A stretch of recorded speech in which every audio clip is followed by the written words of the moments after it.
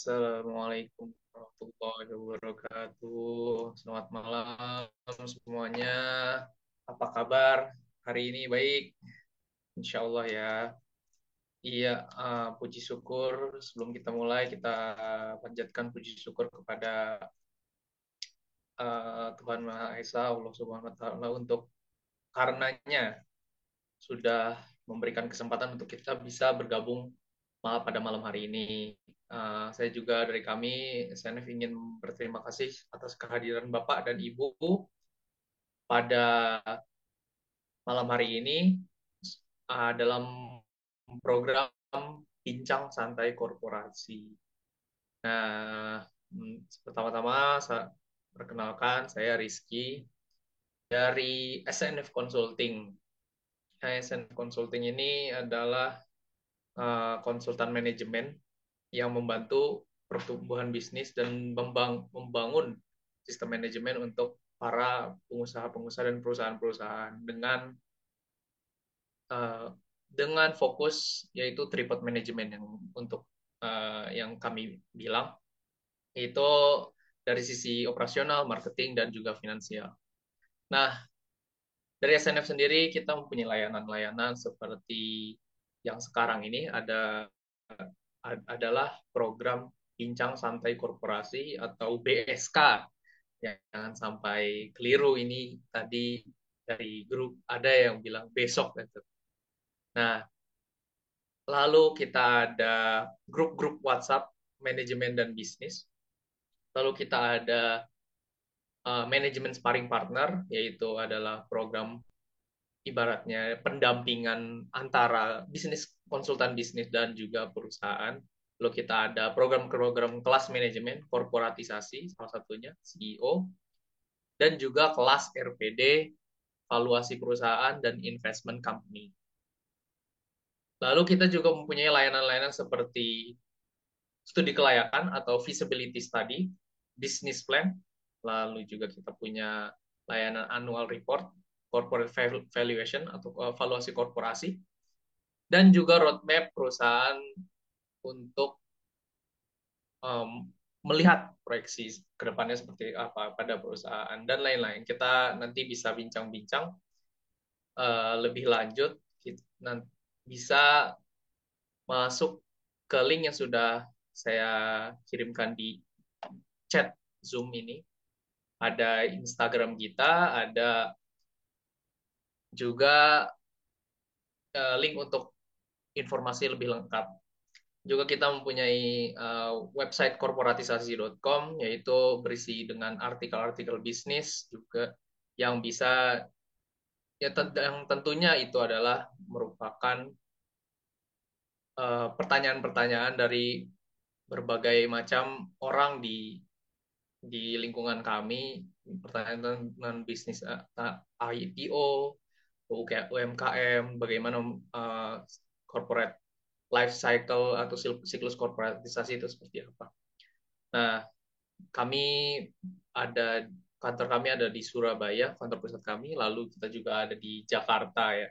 Nah, nanti kelas terdekat ini akan ada tanggal 29 sama 31 itu di Jakarta. Lalu juga akan ada di Bandung 1 sampai 4 Februari dan 7 sampai 10 di Yogyakarta. Nah, BSK ini sudah ada 42 episode. Kebetulan episode kali ini adalah menilai IPO ayam goreng Nelongso. Nah, ini dari teman-teman khususnya dari grup ya. Nah, kemarin ada yang bertanya, ini bagaimana sih cara menumbuhkan perusahaan? Bagaimana sumber dananya, harus mencari sumber dana dari mana? Bagaimana ini ke depannya? Apakah ini bisa besar? Oh, tentu saja bisa. Namun ada step-step atau pendekatan-pendekatan dalam eksekusi untuk bisa menjadi besar. Tadi corporate life cycle itu siklus korporasi itu adalah step-stepnya di mana ada 1 sampai 8. Nah, IPO ini adalah salah satu cara untuk scale up. yaitu mendongkrak perusahaan menjadi lebih besar. Nah, ini sepatutnya ini IPO itu bukan sebuah garis finish perusahaan. Karena masih banyak cara untuk menumbuhkan perusahaan, sumbernya dari berbagai macam. Tapi IPO ini salah satu yang sudah tidak awam lagi untuk para entrepreneur di Indonesia ya. Karena dari pemerintah juga sangat menggempor-gemporkan untuk IPO. Apakah ini sebenarnya cara yang benar atau tepat? Ya, tergantung perusahaan Anda. Sudah ada di step keberapa, jangan sampai keliru. Kalau misalnya dari step-step anggapnya anak tangga. Anak tangga ini kalau dilongkap satu akan khawatir jatuh atau melukai diri sendiri. Itu kan tidak tidak enak gitu untuk perusahaan. Nah, sebelumnya kita dari SNF mohon izin untuk merekam Zoom meeting ini sehingga nanti bisa diarsipkan di YouTube kami sehingga bisa ditonton setelah Zoom meeting ini selesai. Nah, ini IPO tadi ya. Bagaimana standar IPO yang benar? Apakah Ayam Longso ini sudah mempunyai pendekatan IPO yang sudah tepat gitu? Nah, nanti akan dilihat dari segi segi keuangan seperti apa, apakah sudah cocok gitu untuk eh, memberikan untuk mengeksekusi IPO itu kan semuanya tidak mudah. Bagaimana RPD-nya? RPD itu adalah revenue profit driver. Bagaimana IPO ini betul-betul akan mendongkrak perusahaan atau tidak? Kalau tidak, akan sayang sekali. Ada biaya yang harus dikeluarkan. Itu tuh biasanya orang-orang belajar dulu. Belajar itu ini adalah biaya belajar saya, padahal biaya belajar sangat besar sekali. Bisa jadi malah biaya kebodohan. Nah, nanti kita juga bisa lihat kupas kinerjanya seperti apa, keuangan seperti apa, kok terus akan dialokasikan kemana ini uang-uang untuk dari IPO ini. Kan khawatir kalau misalnya tidak sesuai dan tidak tepat, ini akan malah menjatuhkan perusahaan seperti itu. Nah, tanpa mengulur waktu lagi, kita langsung saja mulai materi kita menilai IPO ayam goreng Longso. Kepada Mas Reno, dipersilakan. Ya, terima kasih Mas Rizky. Assalamualaikum warahmatullahi wabarakatuh. Uh, Waalaikumsalam. Malam ini kita akan membahas terkait IPO dari ayam goreng Rongso dengan kode emiten baik.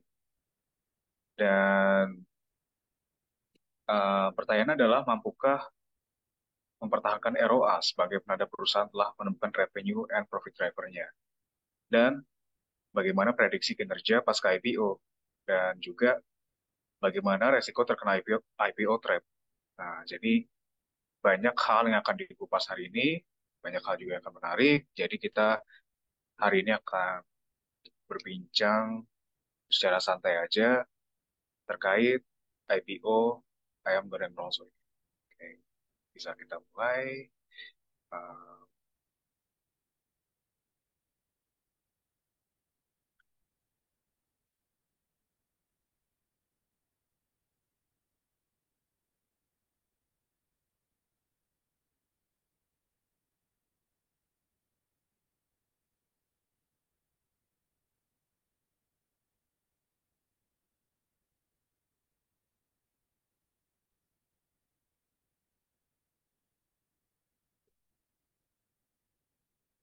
Ayam goreng Rolls memposisikan dirinya sebagai brand kuliner penyedia ayam goreng crispy di Indonesia. Dan apa namanya, memang ini uh, kita lihat di sini menu-menunya, memang uniknya adalah logonya tuh bebek, tapi jualannya ayam. Nah, gitu. Nah, seperti yang kita lihat di gambar ya, beragam macam menunya. Uh, dia juga jualan ayam, dia juga jualan bebek. Kemudian ayam goreng Longso ini adalah sebuah perusahaan ruang makan yang sudah memiliki lebih dari 50 cabang. Dan cabang itu ada di Jawa Timur, ada di Bali, dan di Jawa Barat. Dan sejak berdiri hingga sekarang, perseroan dan entitas anak telah memiliki dua merek usaha. Nah, yang pertama itu merek yang paling terkenal milik perseroan, yaitu ayam goreng Longso. Merek ayam goreng Longso ini telah beroperasi sejak 2013 dengan berbagai varian makanan hingga saat ini sudah memiliki 54 outlet atau kemitraan. Yang kedua itu adalah geprek Kak Rose. Sementara itu, geprek Kak Rose ini adalah milik entitas anak dari si ayam goreng Longso ini. Dan geprek Kak Rose ini telah beroperasi sejak tahun 2017 dan hanya fokus pada penjualan ayam dan bebek dan saat ini sudah memiliki 10 outlet atau kemitraan. Kemudian kita lihat di sini, eh, nama perusahaan dari ayam goreng Longso ini adalah PT Bersama Mencapai Puncak dengan kode emiten baik. Industrinya adalah consumer cyclicals dan subindustrinya adalah restoran. Nah, berikut peta penyebarannya. Ayam goreng Longso sendiri sudah memiliki 54 outlet, geprek Rosenya ada 10 outlet, dan itu tersebar dari mulai Jawa Barat, Tangerang, Jawa Tengah, Jawa Timur, bahkan di Bali juga ada. Jadi total sekarang sudah memiliki 60 outlet totalnya, digabung dengan si geprek Kak Rose.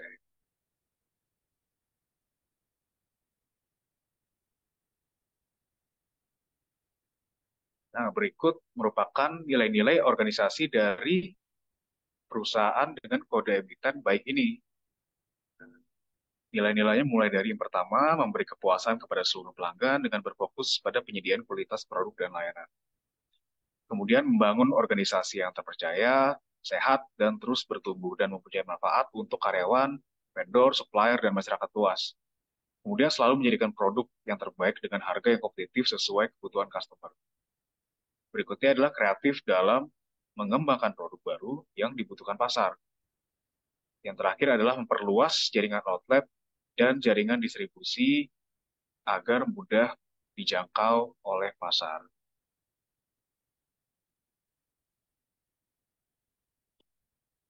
Berikut adalah struktur organisasinya dari dewan komisarisnya, kemudian dewan direkturnya, hingga berikut divisi-divisinya dari divisi marketing, divisi HR, divisi operasional, dan produksi. Jadi dari struktur manajemennya pun kita bisa lihat di sini sudah mulai terbentuk dari beberapa level gitu ya. Dan di sini bisa kita lihat itu adalah shareholder pemegang saham dari eh, baik ini per bulan Agustus 2023. Jadi ada tiga pemegang saham di sini. Yang pertama adalah PT Anak Baik Sejahtera dengan kepemilikan saham 98,77%. Dan jumlah lembarnya adalah sekitar 888.900.000 lembar. Nah, berikutnya ada Bapak Nanang Suherman dengan 7.780.000 lembar dan kepemilikan saham 0,86%. Berikutnya Ibu Yeni Isnawati dengan kepemilikan lembar saham 3.320.000 atau dalam persentase 0,37%. Dan PT Anak Sejahtera ini sebetulnya adalah perusahaan yang didirikan oleh Bapak Nanang dan Ibu Yeni sendiri. Jadi eh, Bapak Nanang dan Ibu Yeni sebagai pendiri masih menjadi pengendali dari ayam longso ini.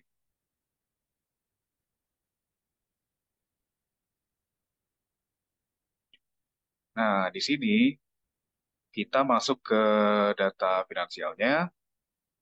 Kita gunakan data yang saya dapat dari prospektusnya. Dan untuk mempermudahnya, kita gunakan satuan miliar. Dan dimulai dari tahun 2020 sampai 2022, ada kenaikan aset dari 15,7 T hingga menjadi 69,8 T. Berikut juga liabilitas meningkat, ekuitas juga meningkat dari 9,96 menjadi 53,8 T. Berikutnya dari sisi laporan laba ruginya, dari tahun 2020 sampai 2022 itu meningkat dari 99,6 hingga 151,8.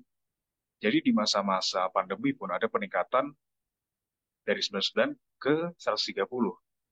Nah, itu sangat luar biasa ya. Dan dari sisi laba bersihnya juga di masa-masa pandemi itu 2020 hingga ke 2021 itu meningkat hampir 100%.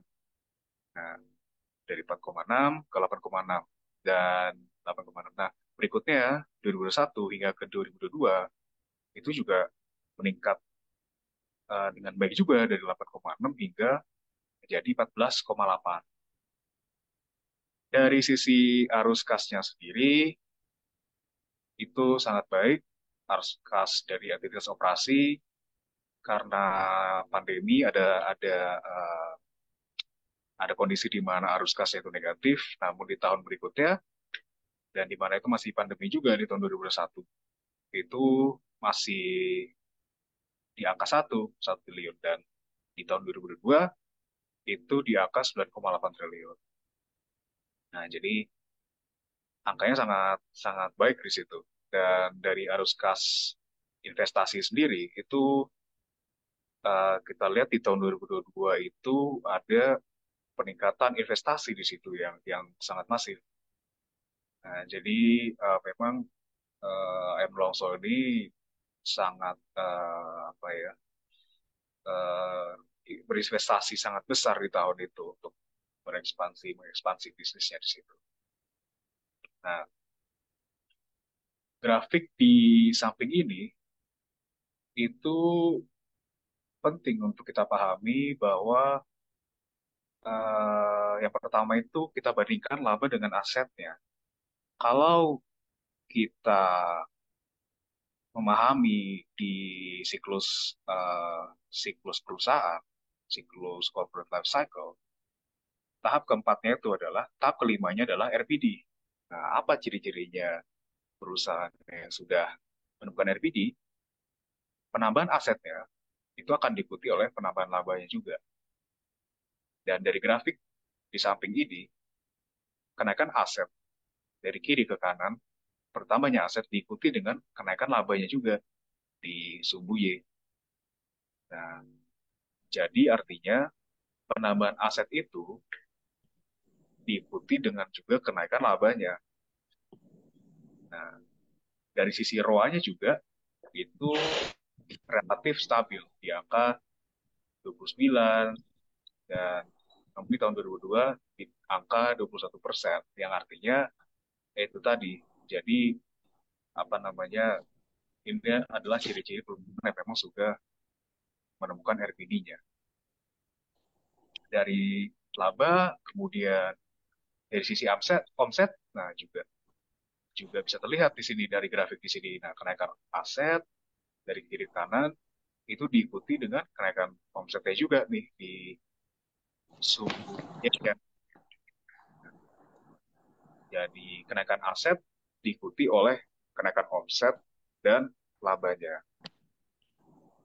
Dari profit margin sendiri, kita lihat dari tahun 2020 hingga 2022, itu meningkat dari 4,62% di tahun 2020, kemudian 6,6% di tahun 2021, dan menjadi 9,75% di tahun 2022.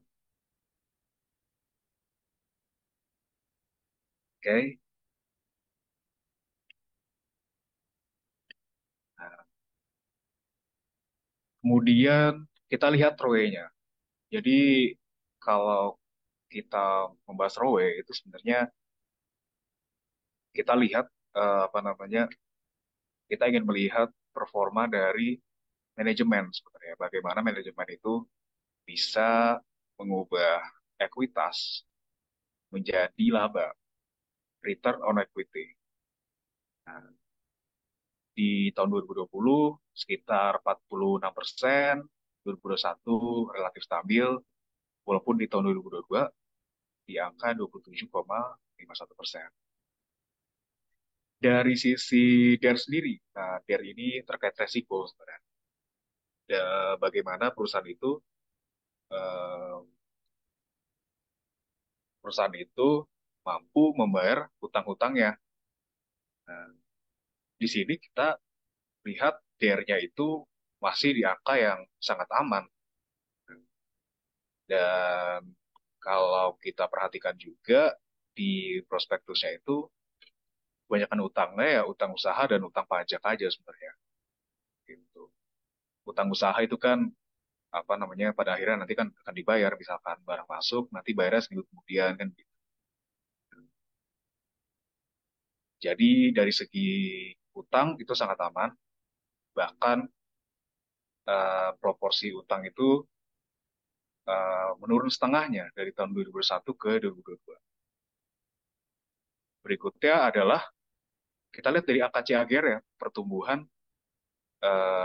apa namanya pertumbuhan yang sudah eh, apa namanya dilinearkan gitu istilahnya. Jadi kalau kita lihat nilai bukunya, CAGR-nya itu dari tahun 2020 sampai 2022 itu per tahunnya tumbuh 132%. Dari labanya sendiri per tahun itu tumbuh 79,37%.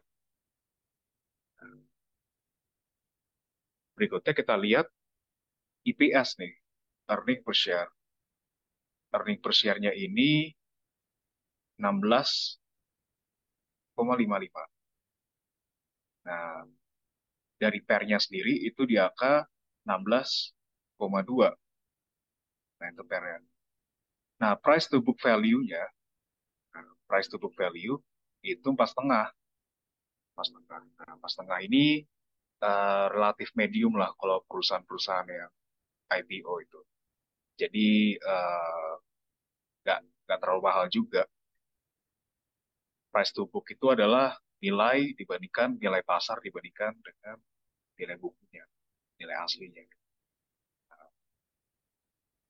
Oke, selanjutnya, kemudian apa sebenarnya tujuan IPO ayam Longso ini? Nah, berikut rencananya. Sekitar 3,48% itu digunakan untuk membeli mesin, kendaraan operasional, kemudian apa saja di situ. Nah, termasuk cold storage, mesin cold storage, dan juga satu unit mesin air blast, compressor storage. Nah, sekitar 56% itu membeli kendaraan operasional, berupa mobil truk, mobil Suzuki Carry, 5 kendaraan roda 2, dan juga satu mobil karoseri pendingin. Berikutnya 10,16%-nya digunakan untuk perpanjangan sewa outlet, nah, untuk mendukung ekspansi bisnis perseroannya. Perseroan akan memperpanjang sewa terhadap 18 outlet lama dengan total nilai sewa sekitar 5,6 miliar dan akan dilakukan dengan pihak ketiga.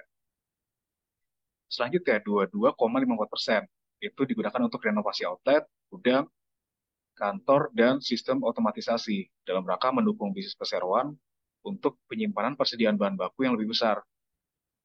Nah, jumlah outlet dan gudang yang direnovasi oleh perseroan masing-masing sebanyak 23 outlet dan satu gudang. Proporsi paling besarnya sekitar 63,82%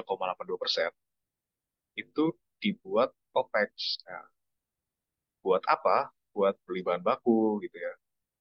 Dan juga biaya pengembangan produk, ada marketing juga di situ, dan juga ada branding juga.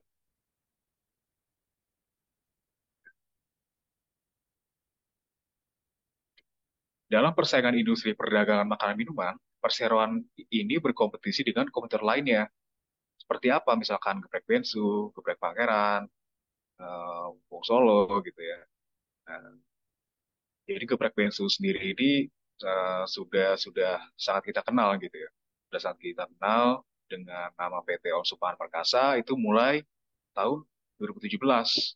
Dan dari menu-menunya juga hampir mirip ya, dari paket nasi ayam geprek, ada sambalnya juga.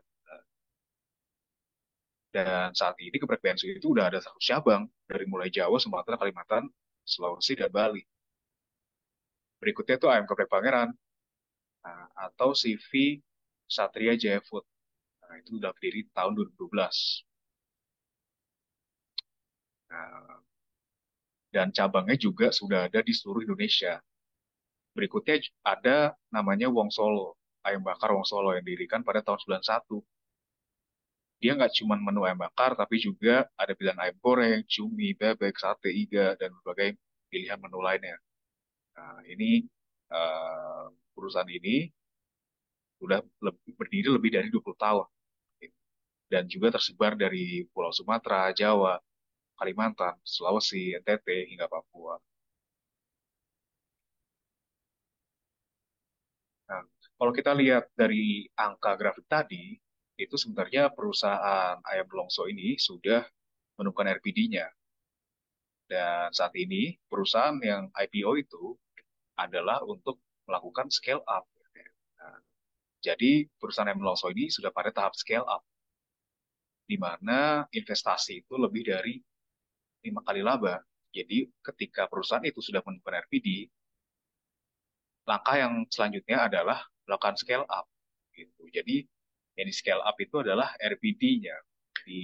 Dikuatkan lagi RPD-nya dengan cara scale up, tumbuh secara ekspansif, dengan ciri-cirinya jumlah investasinya itu lebih dari 5 kali labanya.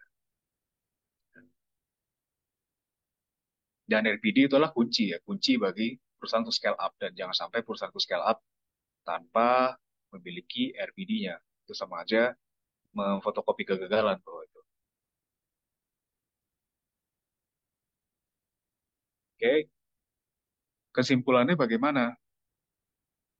Eh, Korporatisasi PT Nusantara Sejahtera Raya berada pada tahap ke-6 CLC.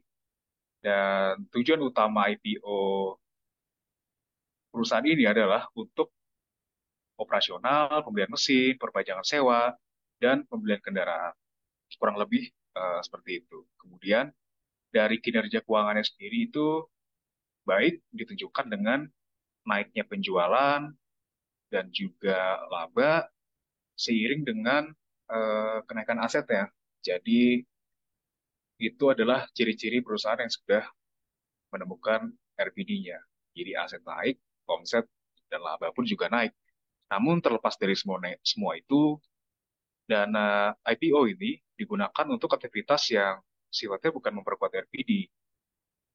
Seperti yang kita tahu, kalau perusahaan ini sama seperti Wong Solo, sama seperti Geprek Bensu, itu RPD-nya adalah Gerai Resto. Nah, jadi eh, apa ya, penambahan aset ini tidak menambah omset gitu. Nah, karena tujuan utama IPO-nya kita lihat di prospektus itu adalah untuk operasional, untuk mesin gitu, untuk perpanjangan sewa yang gerai-gerai existing dan juga pembelian kendaraan. Dan IPO 20% ditambah warren 25% itu adalah pemborosan dilusi.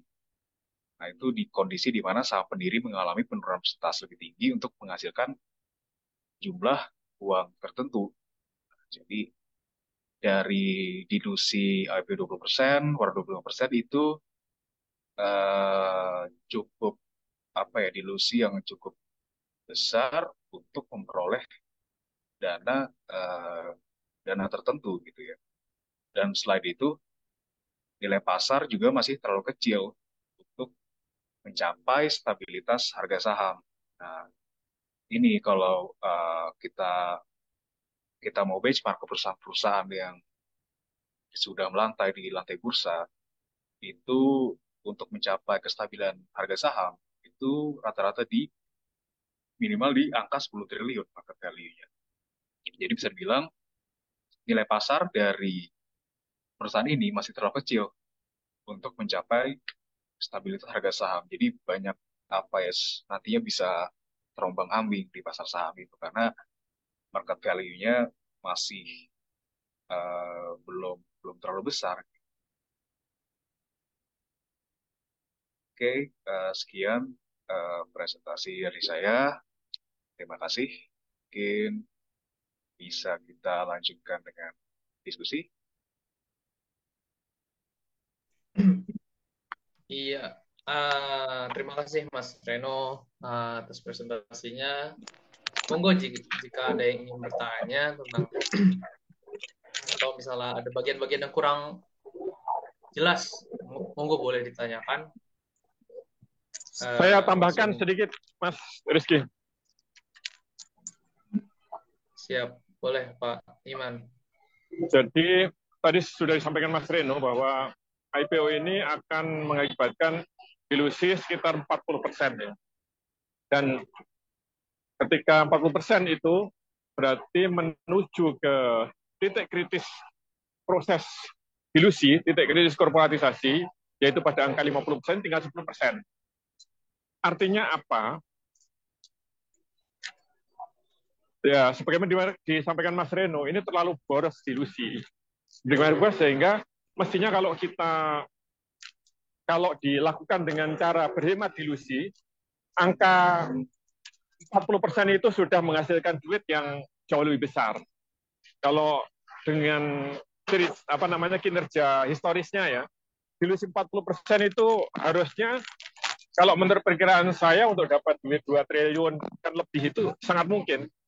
Tapi itu caranya harus sedikit-sedikit. Sekali terbitkan saham 5%, nanti 3%, dan terusnya. Bukan tiba-tiba dalam sekali gerakan langsung 40%. Kalau seperti itu, ya otomatis harganya tidak bisa bagus. Karena kalau dilakukan bertahap,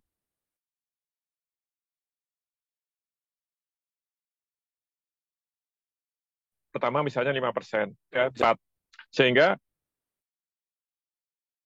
nilainya jadi lebih besar. Tapi kalau sekarang ini ya otomatis kan harga sekarang semuanya. Sehingga kemudian ini menuju ke titik kritis, yaitu 50% itu sangat riskan. Akibatnya apa kalau titik kritis itu terjadi ketika perusahaan masih terlalu kecil, maka nanti founder akan kehilangan kontrol, sementara sistemnya belum terbentuk. Dimana kalau kita belajar di kelas korporatisasi, namanya sistem manajemen itu yang paling krusial adalah jumlah level jabatan. Yang itu akan sangat terkait dengan jumlah gerai kalau perusahaan yang RPD-nya adalah gerai. Dengan gerai yang sedikit, level jabatannya sedikit, maka gap antar level pada struktur organisasi akan masih sangat tinggi, sehingga ketika founder tidak memiliki kontrol, level di bawahnya juga belum memiliki kapasitas yang cukup untuk menjalankan perusahaan sebagaimana yang biasa dilakukan oleh founder. Nah, itu resiko itu yang banyak sekali terjadi di perusahaan-perusahaan di lantai bursa di Indonesia. Dan kemudian akibatnya apa yang disampaikan Mas Rino tadi yang namanya IPO trap itu terjadi. Saya kira itu tambahan saya untuk yang disampaikan Mas Rino. Terima kasih. Ya, terima kasih banyak Pak Iman. Nah, sedikit perkenalan untuk Pak Iman ini, beliau adalah CEO dan founder dari SNF Consulting. Alhamdulillah beliau sudah 30 tahun dan terus berjalan di bidang bisnis dan merinti analisa dan pengamatan dalam bisnisnya. Monggo yang lain, ini ada dari Pak David bertanya. Bentar, sorry, untuk penurunan persen saham pendiri mungkin sebagai exit strategi. Terima kasih. Ini Pak David. Bagaimana? Monggo kalau boleh open mic, dipersilakan. Atau ada yang lain ingin bertanya? Kalau enggak, nanti saya yang bertanya ini. Ya, malam Pak Riki. Monggo Pak David, silakan. Ya, saya sih nggak tahu berapa usia pendiri ya. apakah sudah di atas karena sorry tadi saya ada kerjaan yang lain jadi nggak terlalu mendengar dari depan gitu ya. Kalau misalnya kita perhatikan, kenapa saya bilang strategi dari pihak pendiri, saya melihat beberapa perusahaan-perusahaan yang menengah lah ya, menengah ke bawah, yang usia pendirinya itu sudah lebih dari 60 tahunan, bahkan ada yang 70 tahun, sementara dia tidak bisa melakukan regenerasi ya, atau suksesi ke anak-anaknya. Nah, salah satu strategi untuk exit strategi itu adalah dengan menjual perusahaannya secara perlahan. Mungkin anaknya atau keluarganya masih mempunyai saham di sana, cuma dia tidak sebagai pengendali lagi nantinya.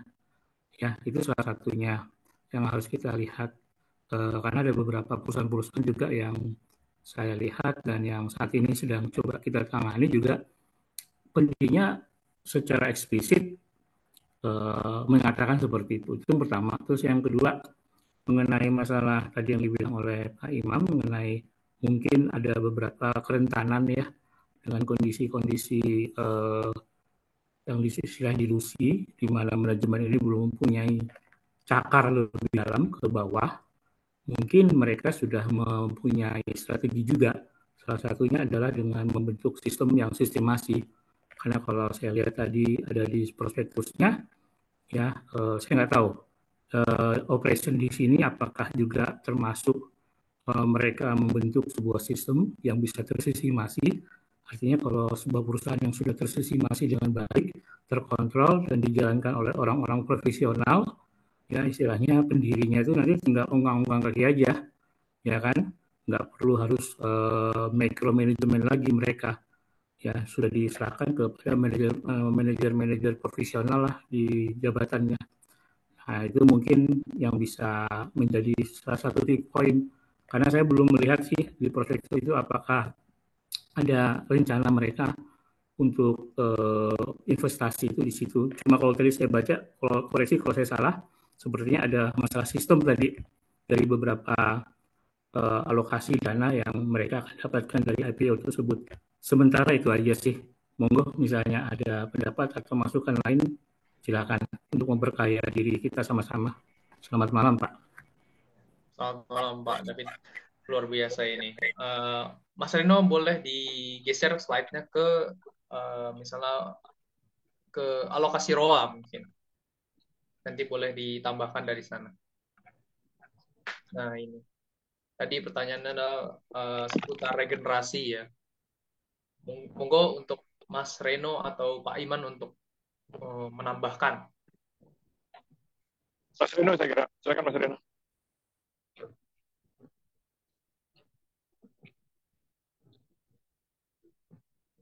Iya, ini kan kita ngomongin efeknya ya. Kalau foundernya saja sudah exit itu apa namanya ya? Itu kan istilahnya balapan sebenarnya, balapan sama akhir masa jabatan dia atau biasanya ya ajalnya gitu kan. Itu kan balapan sebenarnya sama sistem manajemen ya. Dan itu yang sebenarnya SNF sering bilang bahwa sistem manajemen itu harus tumbuh secara beriringan eh, dengan menurunnya si saham founder itu. Dan ketika sistem manajemen itu sudah mapan lah, baru biasanya ya nanti jabatan-jabatan tertinggi itu bisa profesional yang dipilih secara objektif gitu dari voting RUPS. Mungkin Pak Iman ada tahu. Ya, terima kasih untuk Mas Reno, Pak David juga ya, yang ada kemungkinan memang foundernya itu mau exit. Nah, masalahnya begini, kalau di sini kan aturan insider trading itu kan nggak terlalu ketat, hanya 8 bulan ditahan, habis itu boleh exit ya. Sebenarnya ini kelemahan yang luar biasa dari regulasi kita. Harusnya founder itu sampai kapanpun itu tidak boleh exit. Itu karena itu adalah insider trading. Coba bayangkan misalnya kalau misalnya sekarang ya, orang semua tahu bahwa Meta itu foundernya adalah Zuckerberg. Bagaimana kalau Zuckerberg itu exit, dia menjual sahamnya? wah itu dunia persilatan lantai bursa langsung geger gak karu-karuan ini. Kenapa? Orang yang paling tahu tentang bisnis itu kok keluar gitu.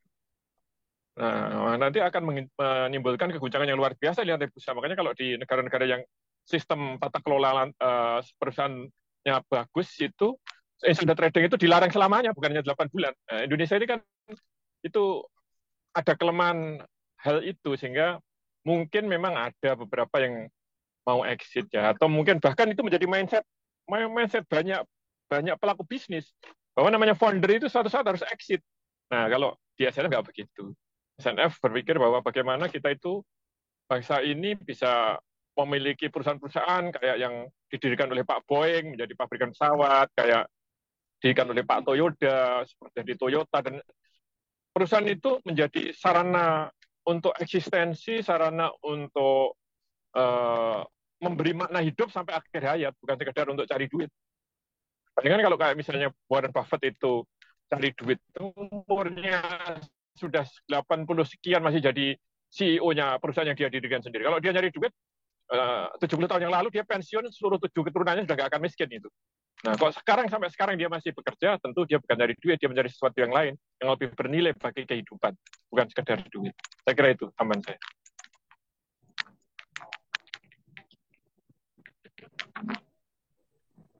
Terima kasih banyak Pak Iman. Ini memang berbahaya ya untuk kalau misalnya founder dan CEO yang setelah lama merinti karir di perusahaan tersebut tiba-tiba out. Itu akan membuat panik. Karena yang expertnya saja keluar, itu ada apa gitu yang memutuskan beliau untuk menjual sahamnya. Itu kan membuat khawatir pada para investor dan pemegang saham. Nah, lalu kita lanjut ya ke Mas Riko. PR dan PDV-nya berapa ya? Berbeda dengan yang di-share grup. Kemudian berapa equity value-nya? Silakan Mas Reno digeser slide-nya ke PER dan PBV perusahaan. Mungkin Mas. Boleh sekalian dijelaskan. Ini banyak yang bertanya. Harus segera ini. Iya, EPS itu adalah laba per saham, ya, jadi jumlah laba tahun itu dibagi total saham.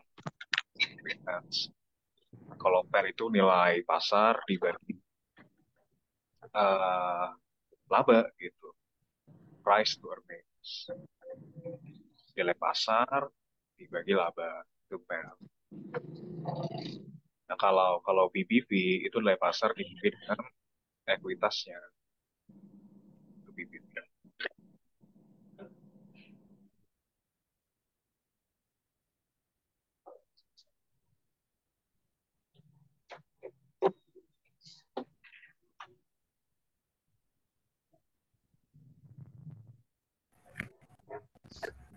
Malam Pak Rizky, izin.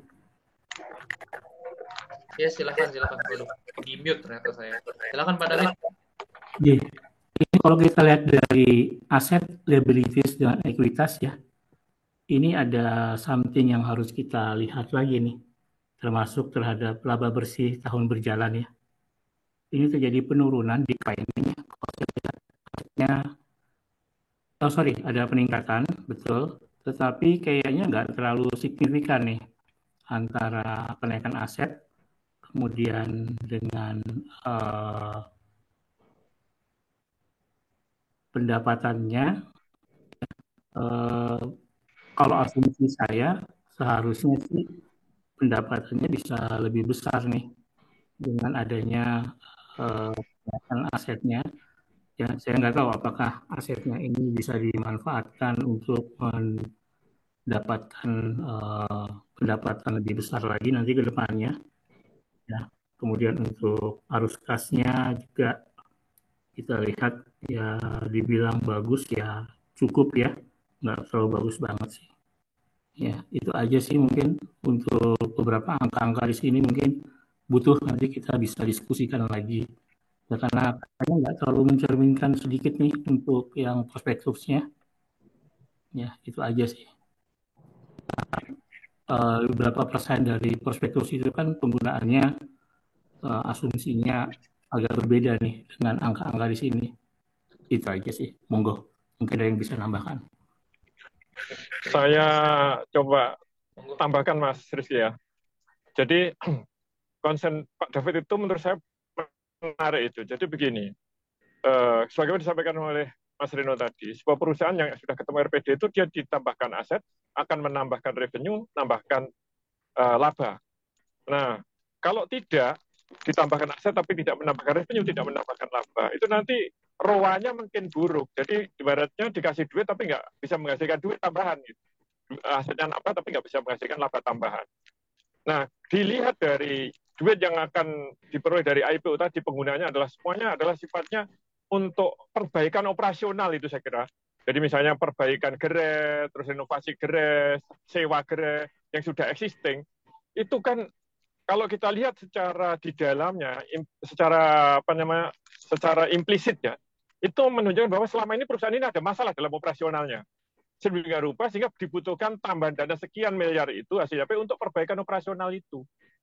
Sedemikian rupa sehingga duit yang diperoleh dari IPO tidak dipakai untuk ekspansi tambah gerai, tapi untuk perbaikan operasional yang tadi mobil, terus beli apa tadi cold storage dan sebagainya itu sifatnya hanya perbaikan operasional yang tadi perbaikan gerai yang existing dan sebagainya. Nah, dari situ kemudian kita hubungkan bahwa perusahaan ini sudah akan menerbitkan 40% ini seperti ada seolah-olah ada sesuatu di dalamnya yang seperti disampaikan Pak David seperti nggak tercermin dalam prospektusnya gitu. Tapi kalau kita hubungkan angka-angka itu terlihat ada sesuatu di dalam perusahaan itu yang sifatnya pendatanya. Ya saya sendiri juga karena saya juga tidak ngerti data di dalam ya hanya melihat prospektus. Nah, prospektus dihubungkan dengan kebijakan-kebijakan IPO-nya ini ada tanda tanya yang cukup besar di dalamnya. Begitu. Terima kasih Pak Iman. Ini memang ada tanda tanya besar ya tadi. Antara akan dialokasikan kemana ini dana-dana IPO-nya dan besar sekali dia ilusikan saham-sahamnya. Nah, kita lanjut aja pertanyaan yang selanjutnya. Tadi dari Pak Hebi nih, di chat. Pak Hebi, melihat dari organisasinya, direktur utama di bagian tadi ada di bagian bawah Board of Commissioner. Apakah itu jadi tanda kalau Dirut statusnya di bawah komisaris? Karena bukannya Indonesia itu berlaku adalah tutir ya, di mana direktur dan komisaris setara.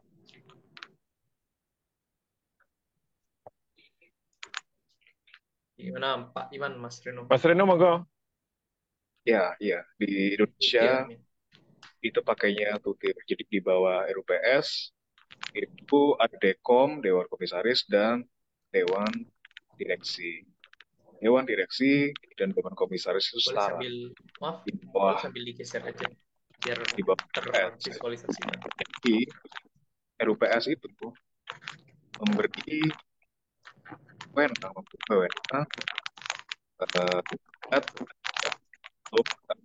Direksi itu mengurus seluruh kegiatan eksekusi. Nah, Dewan Direksi yang melakukan eksekusi, berkomisaris setara Dewan Komisaris yang akan melakukan pengawasan seluruh eksekusi. Jadi tanggung jawabnya beda memang. Dan bukan artinya si Dewan Direksi itu harus melapor ke komisaris atau minta persetujuan komisaris gitu kan, tanda tangan komisaris dan sebagainya. Karena memang komisaris itu tugasnya pengawasan. Kalau di atasnya, komisaris ditaruh di atasnya direksi, itu si direktur ini seperti bawahan ya gitu. Misalkan proposal apa, bukan bikin proposal aja gitu.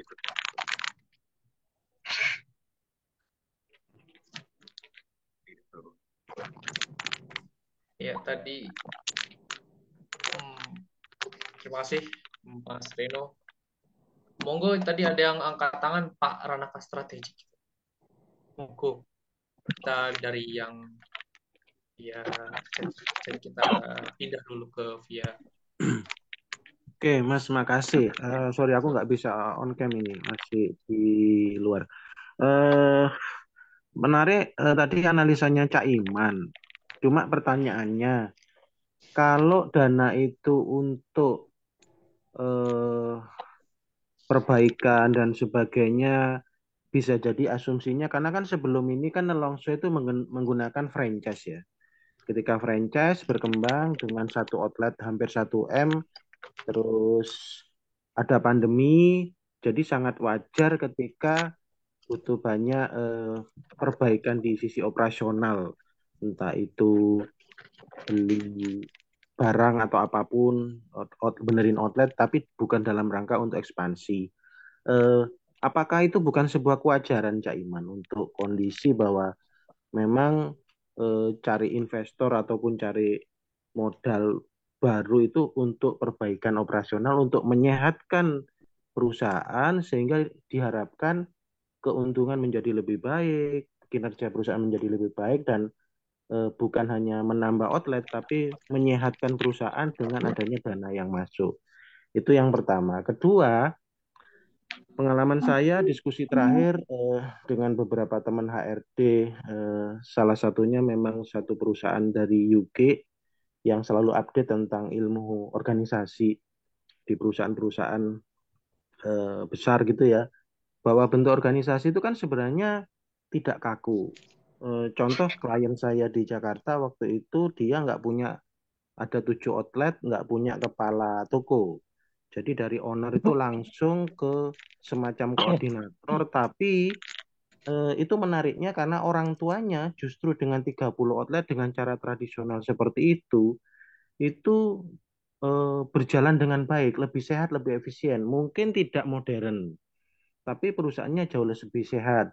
Bahkan perusahaannya itu sampai nggak ngambil hutang bank dan sebagainya, tapi jauh lebih sehat dibandingkan yang punya anaknya sendiri yang baru 7 outlet itu, permasalahannya jauh jauh lebih pusing gitu. Jadi organisasi itu akhirnya kesimpulan kami dari diskusi itu bahwa bentuknya bebas-bebas saja, tidak terlalu kaku dengan standar-standar yang ada kita lihat selama ini, menyesuaikan kebutuhan dan kedewasaan dari tim.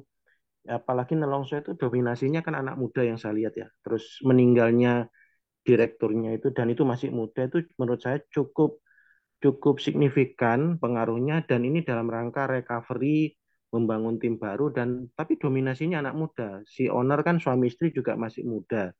Jadi menurut saya tidak bisa dipaksakan dengan konsep-konsep organisasi yang standar internasional. Kalau itu dipaksain, saya pikir mereka juga akan kedodoran karena kedewasaan organisasinya belum siap. Itu ada 2 pertanyaan dari saya, itu aja Mas. Terima kasih.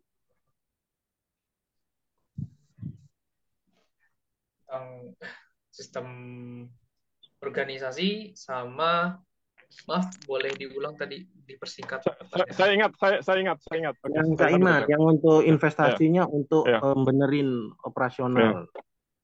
ya, Oke. oke ya.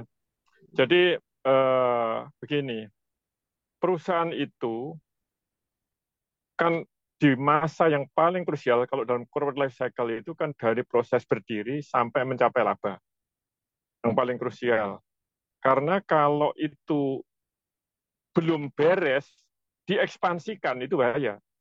Nah, padahal sebenarnya laba pun ekspansi itu juga belum aman, masih bahaya juga. Baru aman kalau sudah ketemu RPD. Nah, RPD ini sebenarnya adalah bicara tentang proses perusahaan itu menemukan model bisnis yang dalam satuan-satuan kecil sedemikian rupa sehingga siap untuk diekspansikan lebih lanjut.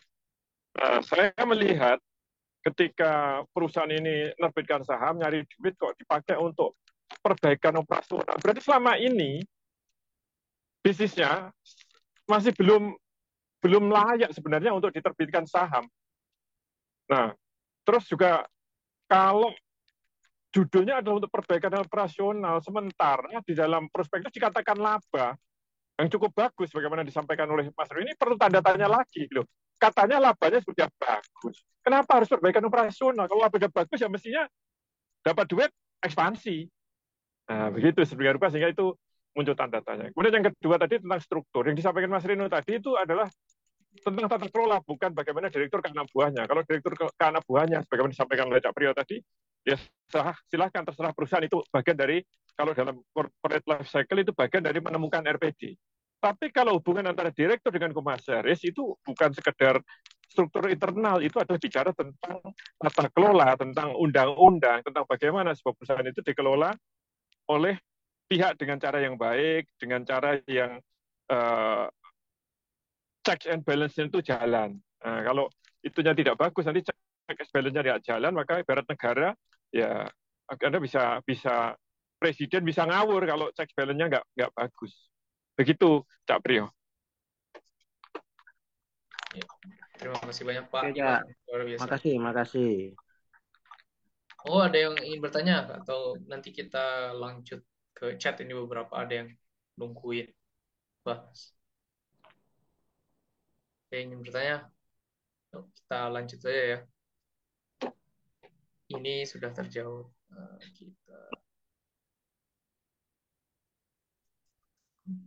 Nah, ini Pak Rizky N. Maulana. Bagaimana pendapat Pak Iman ya untuk keterbukaan informasi yang ada di BEI saat ini? Apakah sistemnya sudah bagus untuk investor atau tidak? Go, Pak Iman.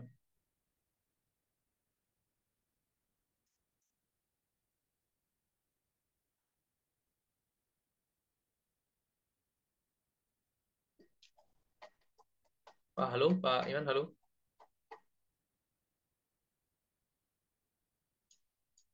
Oh, halo. Halo, Mas. Oke. Oke, halo. Bagaimana Halo? pendapat? Iya, silakan Pak Iman. Ya, jadi kalau tadi yang pertanyaan tentang bagaimana keterbukaan informasi, sebenarnya begini, perusahaan itu ya kita kalau sudah diaudit oleh akuntan publik itu pada umumnya orang sudah percaya. Cuma kita juga kadang-kadang tahu bahwa akuntan publik kita itu kualitasnya kayak apa, kita juga tahu. Maka kalau menurut saya begini, kalau audit ya yang dipercaya oleh para investor, perusahaan investasi besar itu biasanya adalah audit yang dilakukan oleh Big Four. Nah, kalau audit sudah dilakukan oleh Big Four, sudah wajar tanpa perkecualian, saya kira oke. Tinggal kita sudah tidak lagi bicara tentang apakah laporan itu valid apa tidak, kita kemudian menilai secara strategiknya bagaimana. Nah, kalau saya tadi yang sampaikan tadi, saya tidak mempertanyakan tentang apakah laporan ini sudah bagus apa tidak secara akuntansi ya, karena ya sudah itu sudah dianggap aja itu sudah bagus. Tapi saya yang pertanyaan tadi adalah tentang bagaimana aspek strategiknya. Akuntansinya ya udah itu anggap aja sudah oke, sudah diaudit dan tinggal bisa kita pakai. Tapi ketika kita berbicara strategik itu nanti kita bisa menilai apakah perusahaan ini sudah berjalan dengan baik, apakah perusahaan ini punya prospek ke depan untuk bisa ditumbuhkan. Ini saya sampaikan yang disampaikan Mas Reno itu luar biasa karena tadi mungkin yang mengikuti saya posting di grup BSK tadi bahwa Pionierindo itu si CFC yang sudah lama sekali IPO itu ngaco secara kinerja di lantai bursanya itu.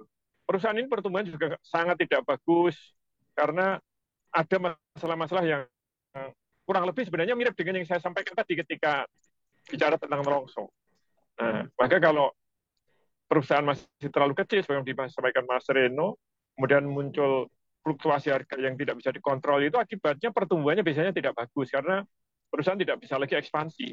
Apalagi si founder sudah kehilangan 40% kontrol. Gitu. Nah, itu bagaimana tadi akan menjadi masalah-masalah yang potensial untuk mengakibatkan perusahaan ini nanti tidak bisa tumbuh seperti yang diharapkan oleh para investor.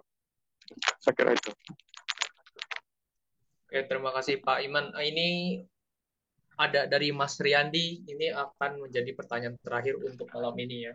Silakan Mas Riyandi, boleh. Ya, maaf Mas, ini izin nggak bisa buka cam ya, masih di jalan juga.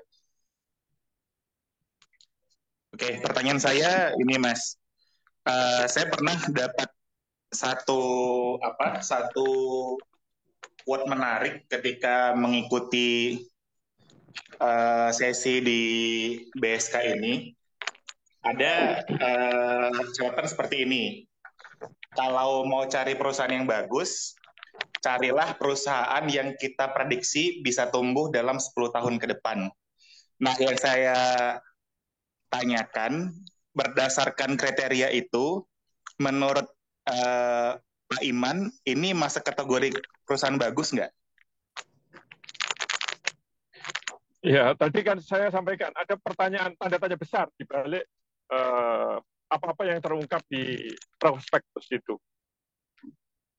Sehingga tanda tanya besar itu kalau jawabnya bagus, ya saya kira akan prospektif. Tapi kalau tanda tanya besar itu jawabnya nggak bagus, ya tidak prospektif. Prospektif.